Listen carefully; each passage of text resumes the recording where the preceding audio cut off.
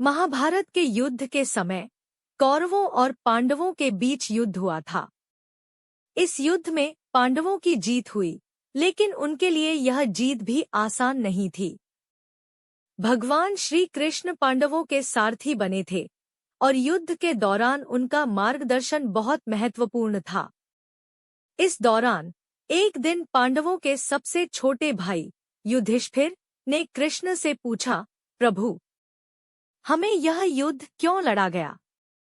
क्या हम इसे टाल नहीं सकते थे?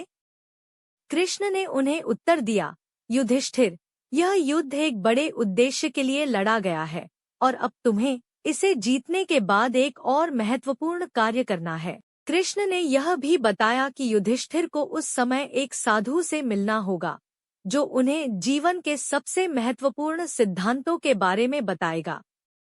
युधिष्ठिर को एक साधु की तलाश में भेजा गया और वह साधु एक दिन खाटू गांव में दिखाई दिए।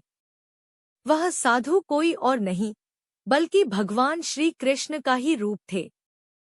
साधु ने युधिष्ठिर से कहा, तुमने अपनी धर्मयुद्ध में बहुत कठिनाई और संघर्ष झेला है, लेकिन अब तुम्हें जीवन का असली उद्देश्य जानना होगा। मैं तुम्हें यही उपदेश देने के लिए यहाँ आया हूँ। युधिष्ठिर ने पूछा, प्रभु, वह कौन सा उद्देश्य है जो हमें समझना चाहिए?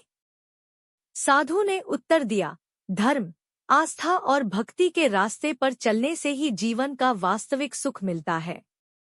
यह संसार केवल भौतिक रूप से नहीं, बल्कि आत्मिक रूप से भी समृद्धि का स्थान है। कृष्ण के इस उपदेश के बाद युधिष्ठिर ने खाटू श्याम के दर्शन किए और इस स्थान को आस्था और भक्ति का सबसे पवित्र स्थल माना। तब से खाटू श्याम का मंदिर एक आस्था का प्रतीक बन गया और लाखों लोग यहाँ दर्शन करने आते हैं।